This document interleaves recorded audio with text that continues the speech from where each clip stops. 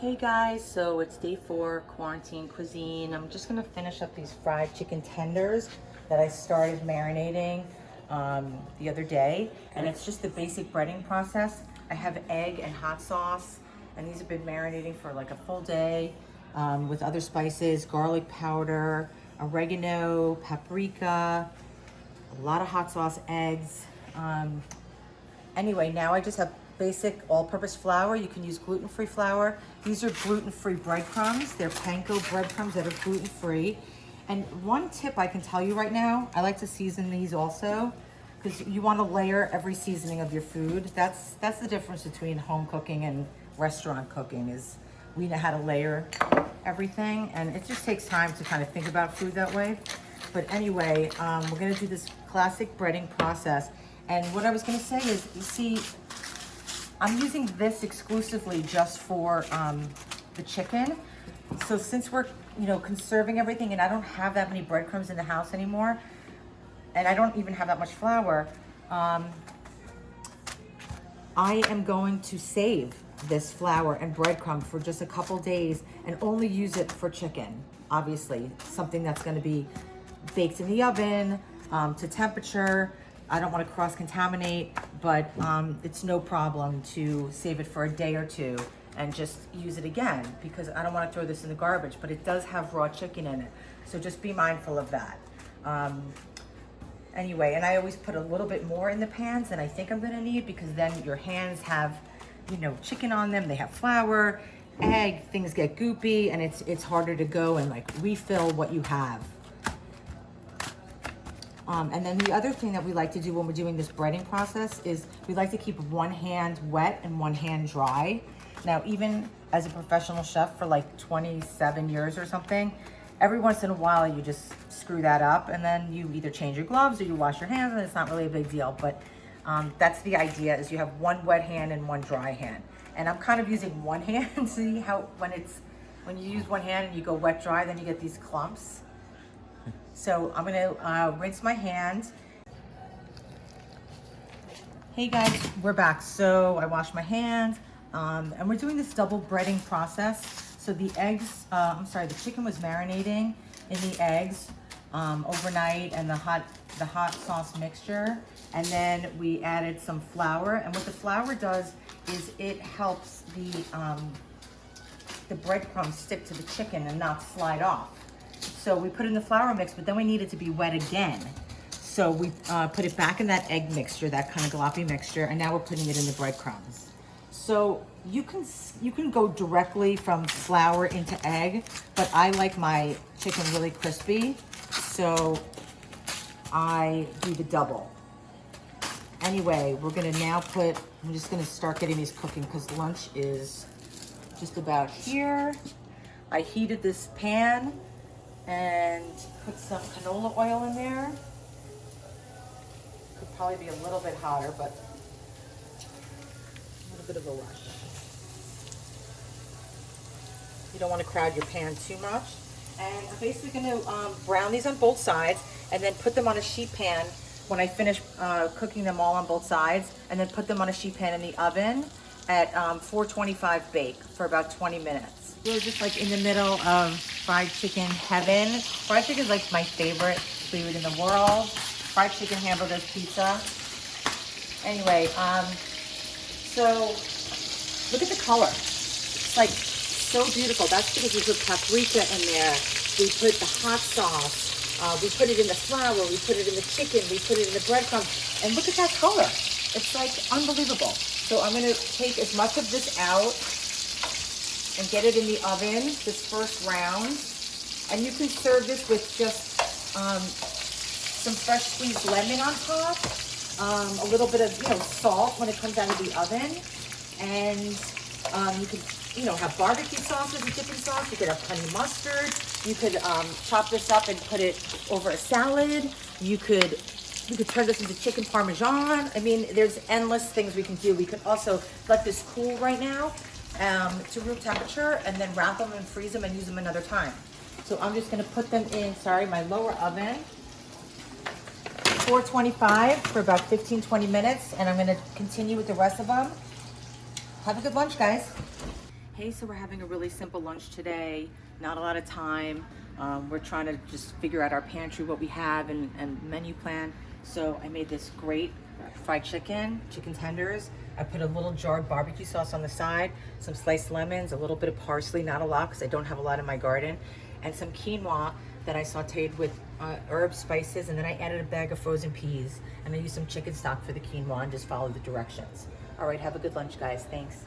Hey, it's Lisa. It's day 4, Quarantine Cuisine. We're making some grilled artichokes with a lemon aioli here.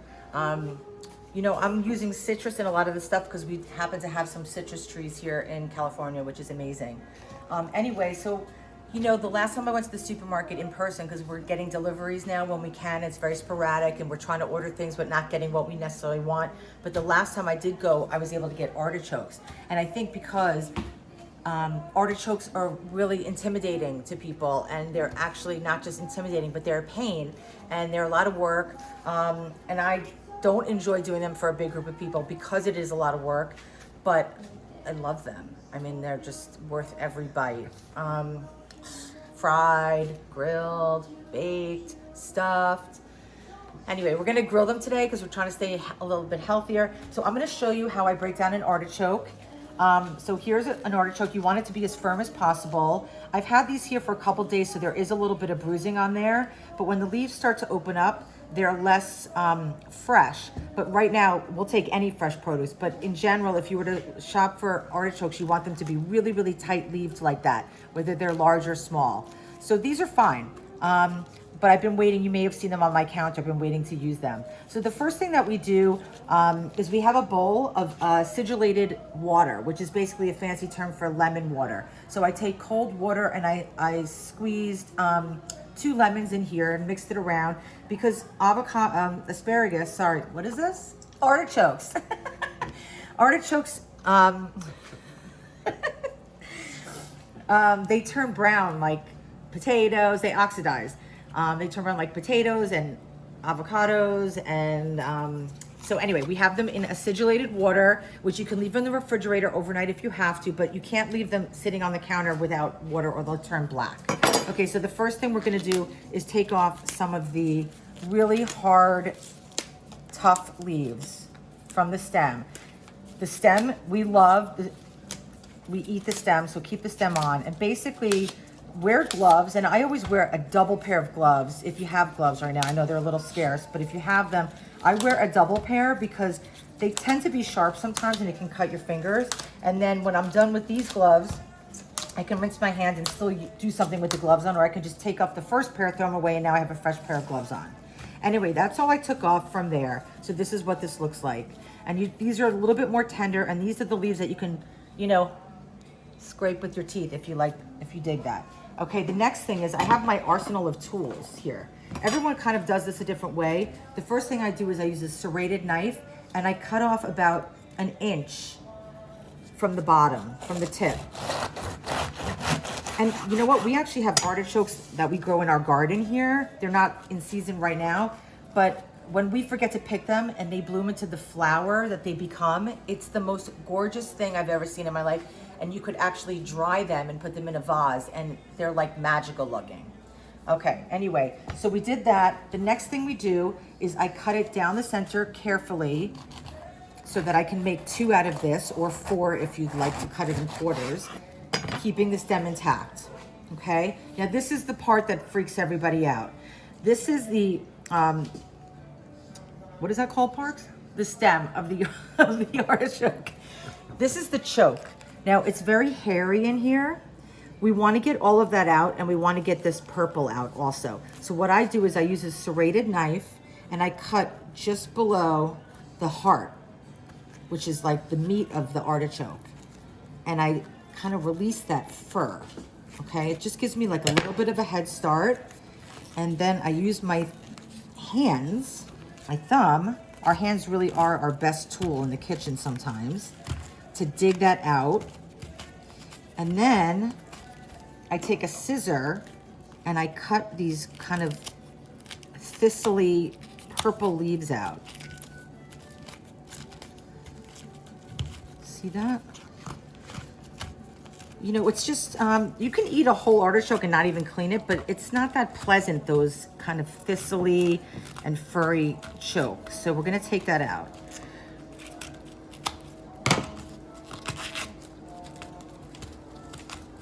There we go.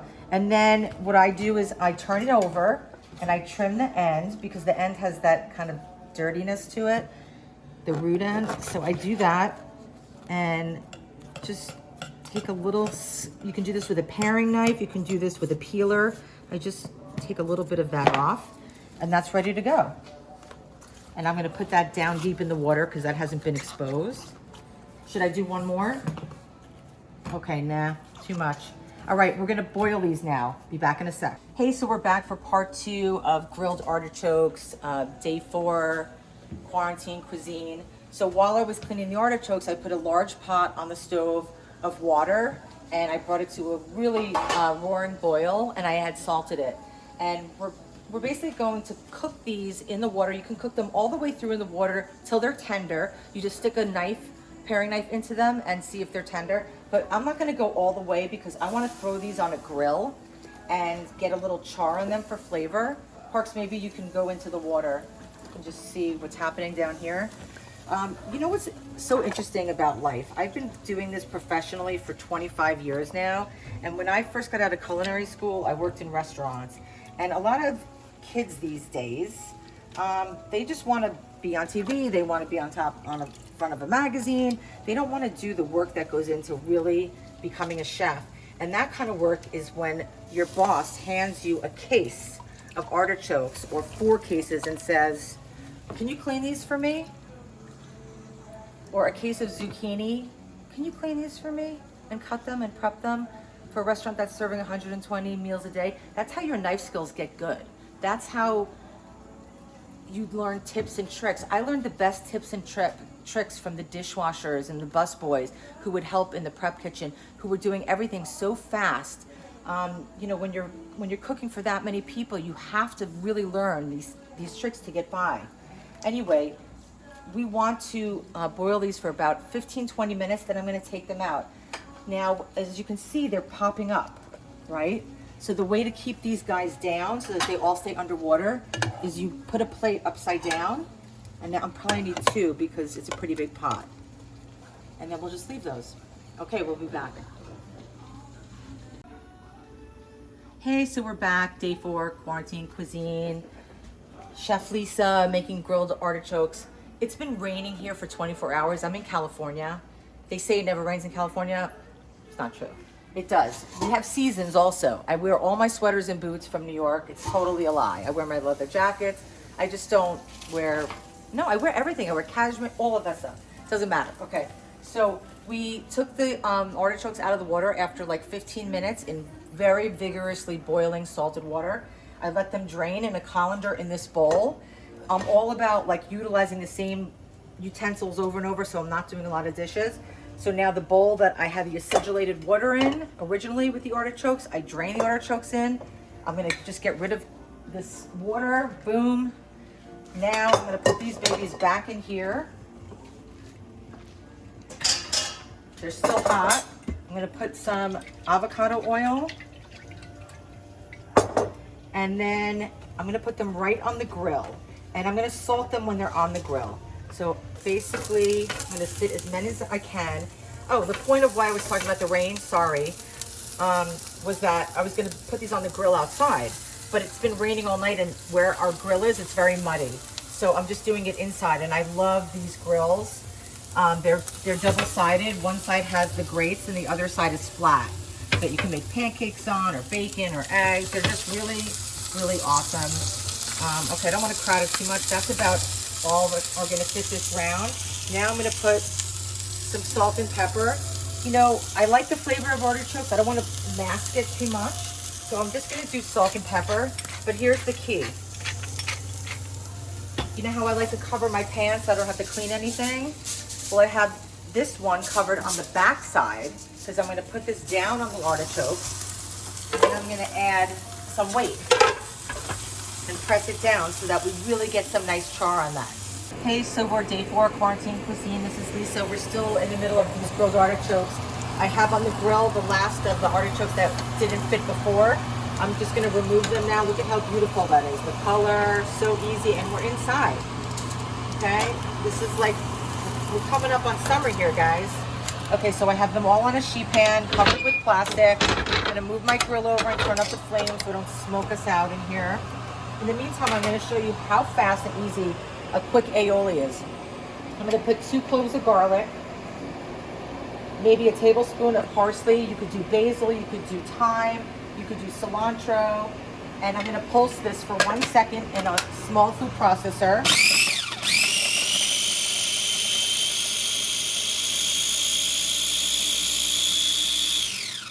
Okay, easy peasy. I'm gonna put a little pinch of salt in there, some pepper.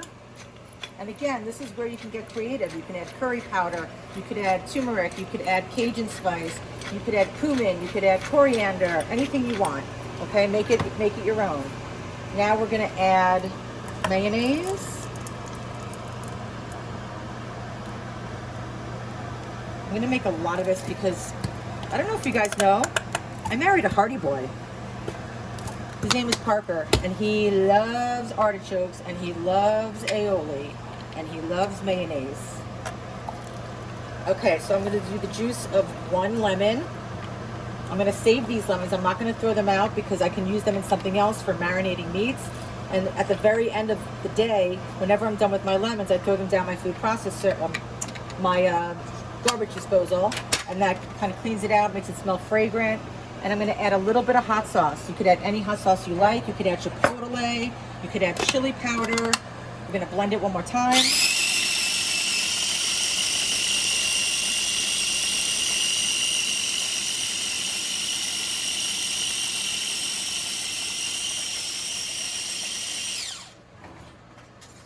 give it a taste. So good, so easy. I know who wants to taste this. There you go. It's a little salty. I'm gonna add more mayonnaise. How is it, Parks? Pretty good. Pretty good? Are you kidding me? It's pretty great. How lucky is this guy?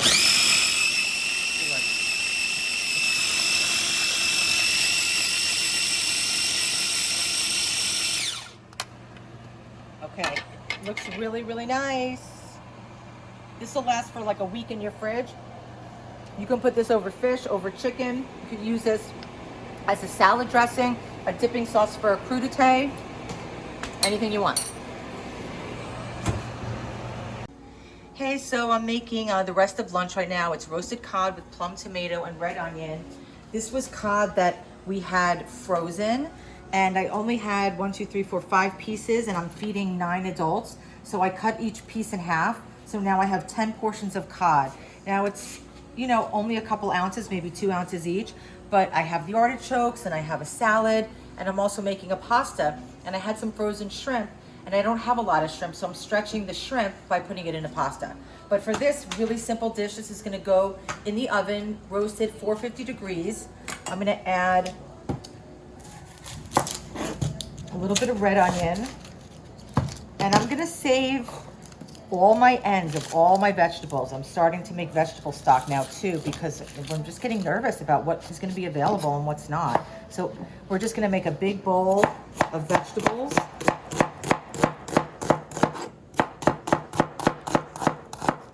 Okay, so that half an onion really amounts to a lot.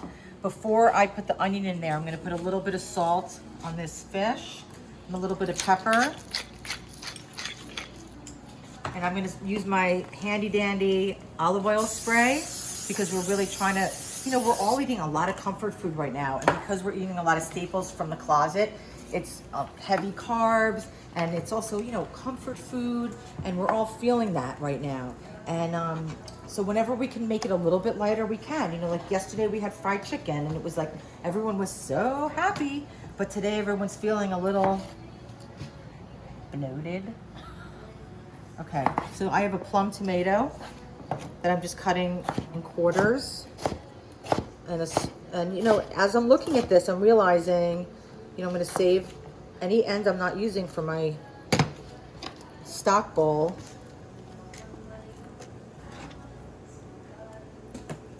I was gonna say I'm only gonna use one tomato, but I'm gonna use two because the tomato actually lets out a lot of delicious juice, which is gonna create a sauce for us in here.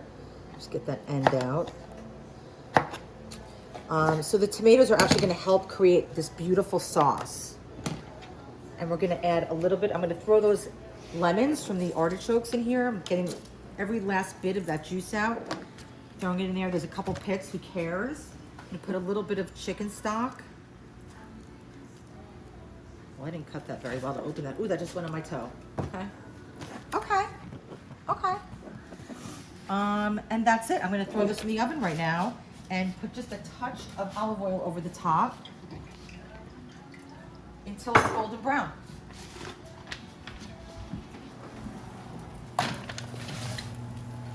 And I put the artichokes in the oven just to get them really, really nice and tender. And I'm gonna take them out now, they're done.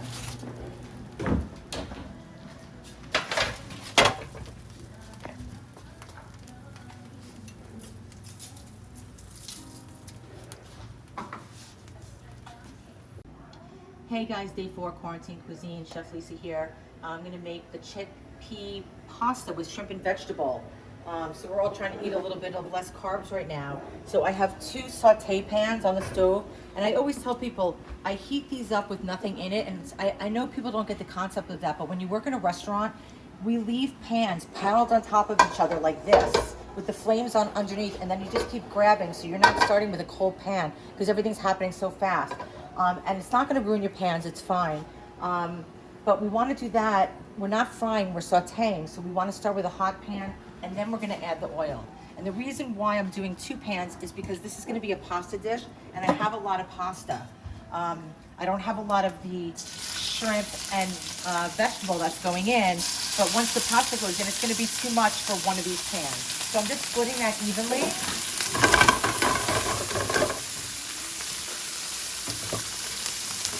And I always have this next to my stove. It's not that pretty, and you can make a prettier version for yourself, like a ceramic, like baking lasagna pan or something. I put foil on it and parchment. I put my salt, my pepper, my butter, my stock, my utensils, so I don't dirty the counter so much, and it's just an easy clean, and everything's kind of at my fingertips. So to this, I'm gonna add a little bit of salt, just a tiny bit, and pepper. And then I had a tiny bit of broccoli left over, and I had 1 bunch of asparagus. And I'm splitting it between the 2. And you see that actually goes a long way. And if you don't have anything fresh, you could do peas, you could do corn, you could do artichokes, you could do beans. Okay, so this is gonna be like a really fast saute. Put a little bit more black pepper on there. And I'm gonna add a tiny little bit of spice to this, some chili flakes. Everyone in this house pretty much likes hot. So that's cool.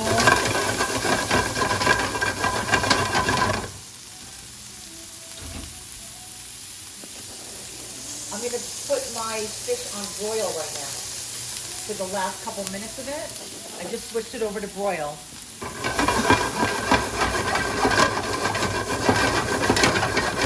Now to this you could make this kind of Asian flavored. You could add soy sauce, teriyaki sauce, ponzu, or you could add just marinara sauce from the jar or fresh tomatoes, and make kind of an Italian style. I'm going to do this on the lighter side. So to this, I'm going to add the juice of 1 lemon. I'm using my hand to catch any seeds because I didn't have my lemon squeezer close by. And that's going to deglaze the pan a little bit. Save that lemon for later.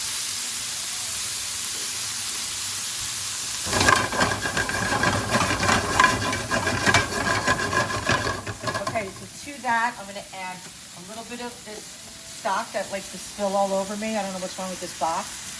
Boom, boom, boom. And I cooked the pasta. It's a chickpea pasta, which is gluten-free. And we're in these crazy times. I didn't have 2 boxes of the same style. So this is gemelli and shells. And, no judgment. I mean, who cares, right? I know I'm sticking my hands in a hot pan and that's crazy, but when you're a chef for as long as I am, you just you get used to it, you have like a really high tolerance to heat. So kids, don't try this at home. Okay, I'm just gonna separate this out a little bit so the pasta gets warm. It's already cooked. I boiled it to the preparation of the box, which was like 10 to 12 minutes. And then I ran just a little bit of cold water over it. Once I put it in the colander, the same colander I use for those artichokes, because I'm pouring boiling water and pasta into that, so almost clean the pan, the colander, while I'm adding the pasta. I'm gonna add a little butter.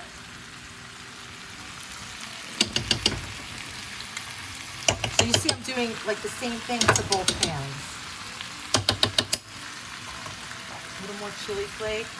And I ran, what I was gonna say before was I ran some cold water, which I don't generally do over pasta because I don't like to lose the flavor of the pasta. But I find this chickpea pasta gets a little bit mushy, so I wanted to stop the cooking since we're putting it in the pan.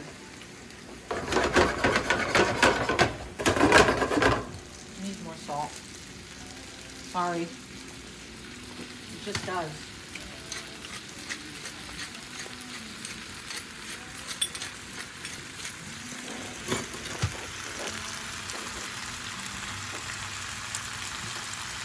A little bit of oil.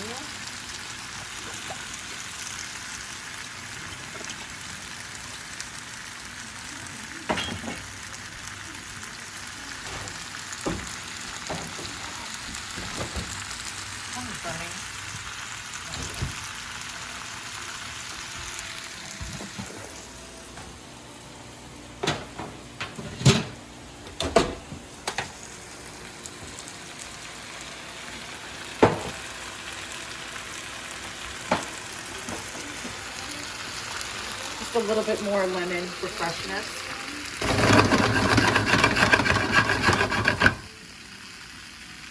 Sorry.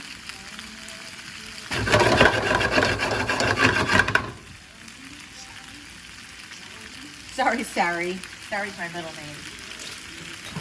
My husband doesn't know how to pronounce the name Sari. He always calls me Lisa Sari. It's very weird. Okay. I'm gonna plate this now. We're all set. How quick was that? Okay guys, so this is the last of our lunch. Today the cod, just took it out of the oven. It was in for about 10 minutes on 450 roast, and then I switched it over to broil. I'm gonna add just a little bit of soy sauce, just that extra umami depth of flavor that we all kind of love.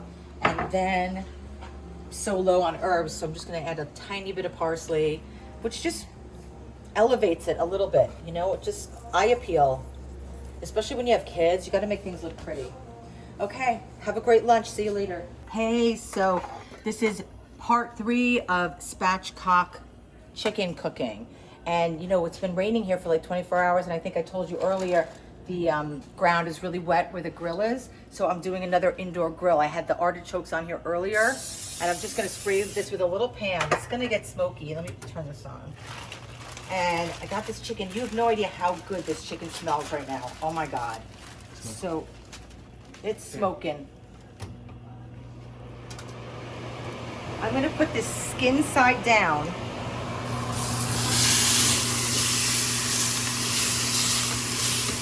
Press it down because we want those marks on there. And I have a second one coming. Don't go anywhere. Spatchcock chicken. We're doing it. Me and Parks and Rec. Okay.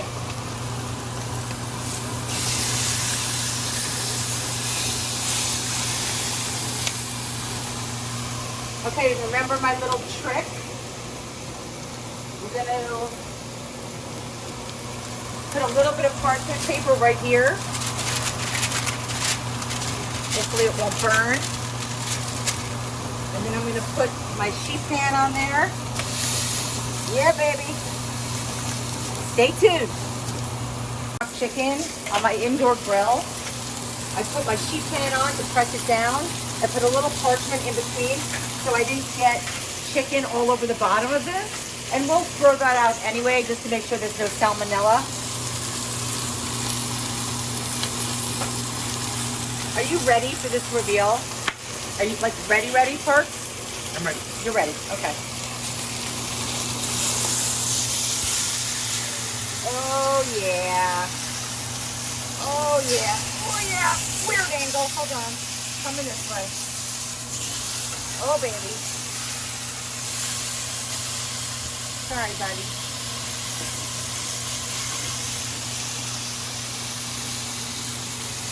Okay, so we're going to let this grill on this side for about 10 more minutes. And then I'm going to put this on a sheet pan, my handy dandy sheet pan with foil and parchment paper, side by side, right in the oven, 450 roast till it's finished, which is probably gonna be about 40 minutes or less, okay? And we'll get back to you.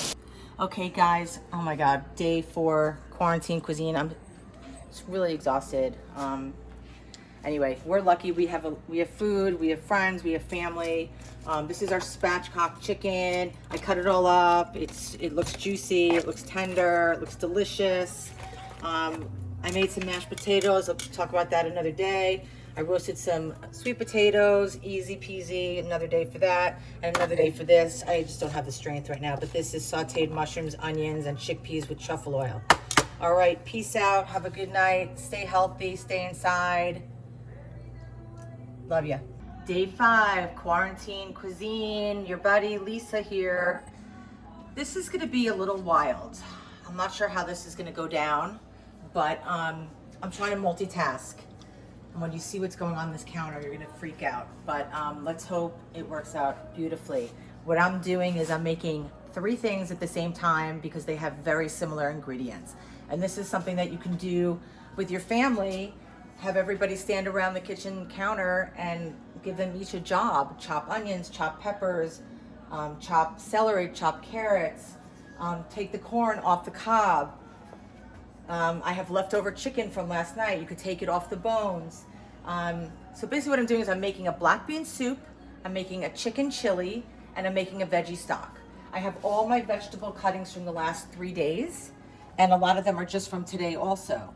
And I got a huge can of black beans by accident from the store. They sent me a number 10 can, which is like restaurant size.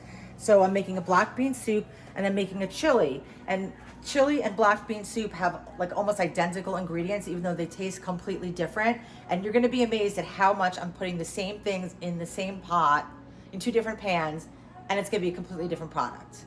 Okay, let's do this. You ready? We're gonna start with very, very hot pans and some oil. This is going to be my black bean soup. This is going to be my chili. And this is going to be my stock. Okay, so first, holy Toledo. Onions. Onions. Celery.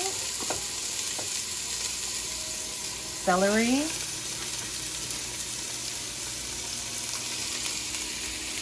and carrots. Yeah.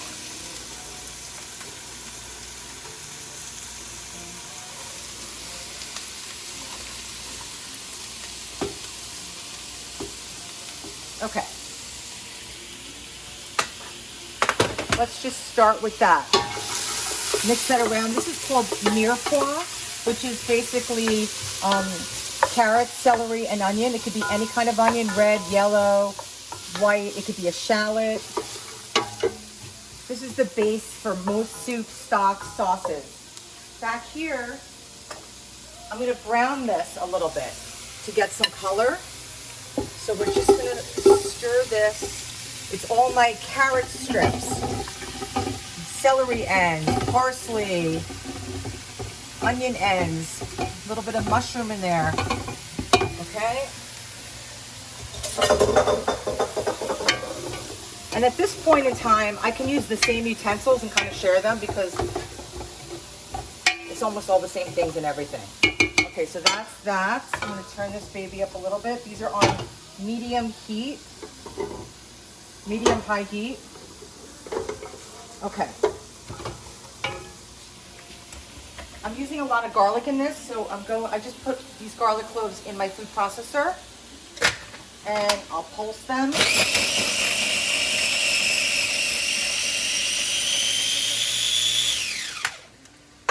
now I have chopped garlic to use for the day.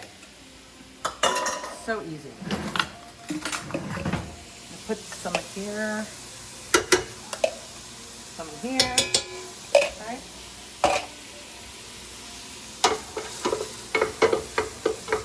So these are going to cook for quite a bit of time on the stove. So we don't have to soften the vegetables too much at the beginning because they're going to cook for so long. Okay. So black bean soup, chicken chili. Okay. Now we're going to go for the peppers. Beautiful red bell peppers. Orange bell peppers. Green peppers.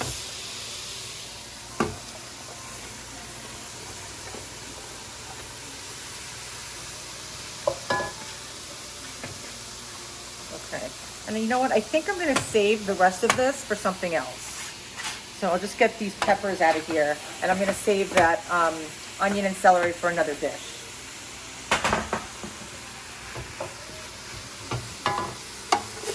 Okay, so just keep stirring this. We don't want the garlic to burn. Look at the beautiful color in that. What do you think, Park? Nice? That's nice. Okay. So for the black bean soup, I'm going to put some corn in here. I'm going to put corn in here too. Why not? Okay. Great. And now we're going to take some tomato paste. I'm going to put a full can of tomato paste in each one.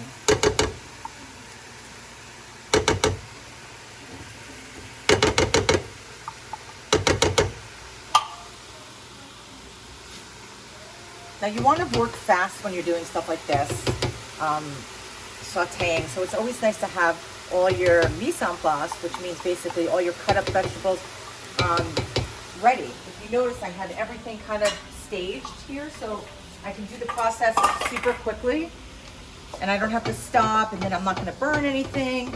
So we're just stirring this tomato paste.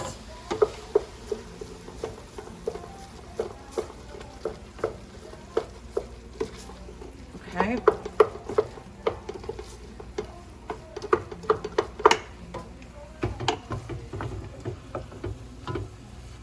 Thank you, next. Thank you, next. Oh, my ex, thank you, next. Okay, salt. Put a little salt in here too. Black pepper. I have carpal tunnel from black pepper. It's crazy. Okay. Both of these are going to have a little bit of heat in them, so we're going to use a lot of dry spices to get the flavors that we want. If you don't have all these spices at home, you can just buy one of those chili packets, and you could use it for both the black bean soup and the chili. Okay, so starting with cumin seed.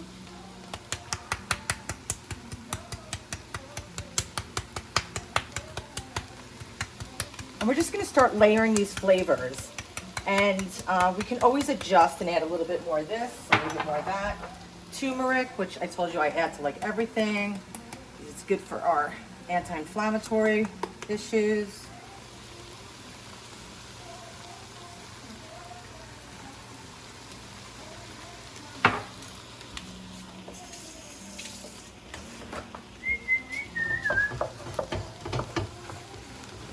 Okay, still stirring because I don't want that tomato paste to burn, but we want to cook it out. You don't want to put tomato paste directly into like a liquid soup if you can help it. You want to cook it out a little bit and get some of that bitterness out of it. Okay, what else do we have? Let me just take these tops off. We got coriander. I'm going to put the smoked paprika in my black bean soup and not my chili. And I'm going to put regular paprika in my chicken chili. And I'm going to put a little bit of cinnamon in my chili. Did I screw that up, Parker? I hope not. Okay. It doesn't matter. We're all good at this point. Okay. So, going forward, we're just going to add a little bit of jalapeno to both. Jalapenos are not overly spicy, but you always want to taste them because they vary. There's just not one like standard for what a jalapeno is. These are mild, so I'm going to add quite a bit. And if you remove the seeds and the white pith from the inside, the white, what is it called? No, not the seed, but the membrane of the inside of the pepper. If you remove that and the seed, it'll be less spicy. Okay, so now we're gonna add a little bit of Wondra flour, which is a very, very light flour, to the chili, and that's gonna help thicken it. So I'm adding that before I add any liquid, and like the tomato paste, I'm gonna brush that all the way around and get everything a little bit coated. I'm gonna put a little bit more. You're not gonna taste this at all. It's completely flavorless. It's just about thickening. And you could also use cornstarch if you wanted to use that as a thickener, if you have that in the house. You can also use potatoes as a thickener, but I like Wondra. I use it a lot. I use it also to coat fish, especially fish like sole or flounder that's kind of flimsy, that breaks on you easily. Okay, so see how that's really thickened up? That looks great. This one, we're not adding any flour because this is going to be a black bean soup that we're going to puree at least half of it when it's finished, so that'll thicken itself. Okay, so the next thing we're going to do is add the chicken stock that I made yesterday.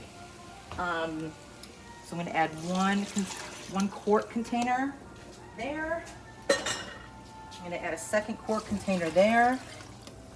I'm going to stir that around and get everything off the bottom. All those nice bits. All those bits on the bottom that we brown add flavor. Okay, so we're pretty good there.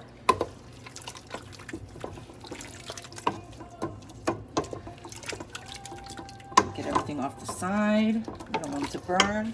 Okay, so now here we go. We are going to add the chicken. This is leftover chicken from last night's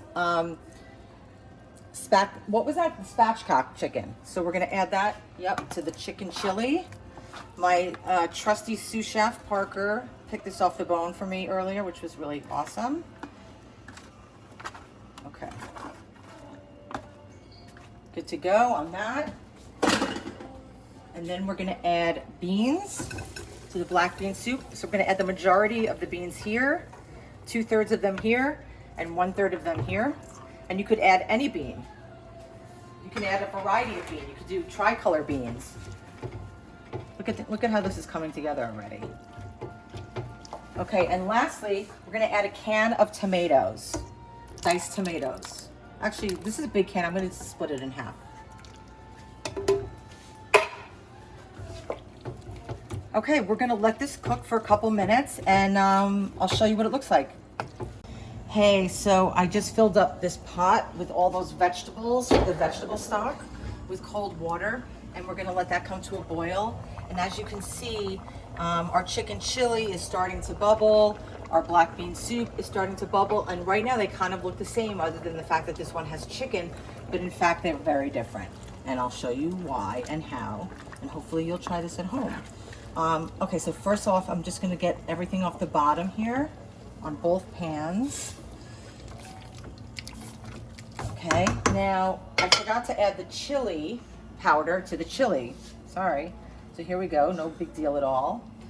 And we want to loosen up this soup. Okay, so it looks very chili-like now. And chili's thick and black bean soup is thick, but it's going to be thick mostly because the beans will get pureed with the vegetables. But we need a little bit more liquid in here. So I'm adding more chicken stock. And another tip, I've worked with Lydia Bastianich for years on her show with one of my great buddies, Amy Stevenson, and we love lids. She's the best. She always puts water in her tomato cans and sloshes it around a little bit to get all of that off the side so you don't waste anything, especially when you're using expensive canned tomatoes. Okay, so there's that. We're gonna put a bay leaf in both of these. And I'll put another one in my stock.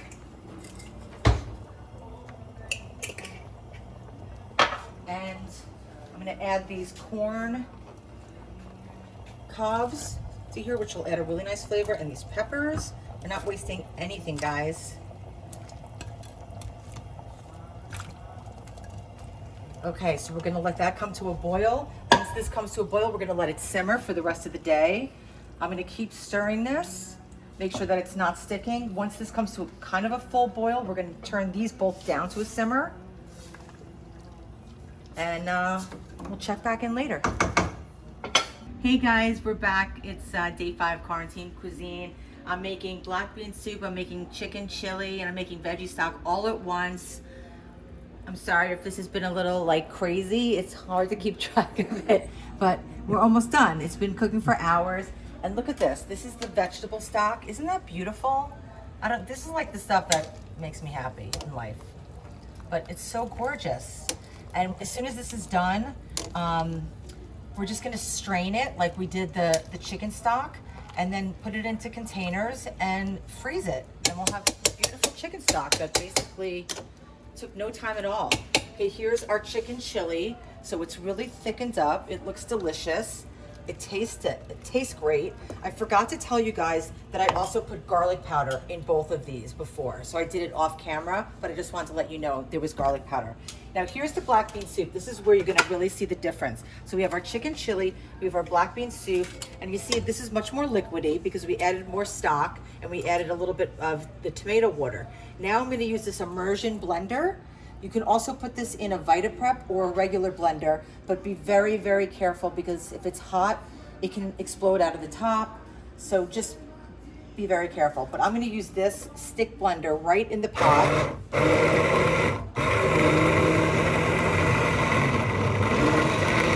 have it on the highest speed.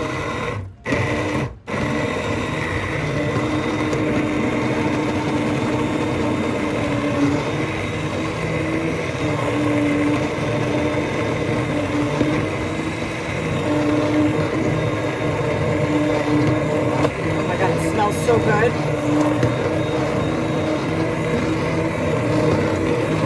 smells like a Southwestern restaurant. Now you can blend this all the way to a beautiful smooth puree, or you can leave it a little bit chunky. I like a little bit chunky. This is also, you know, without the spice, you could make a bean soup and puree it, and it would be good for kids, for babies.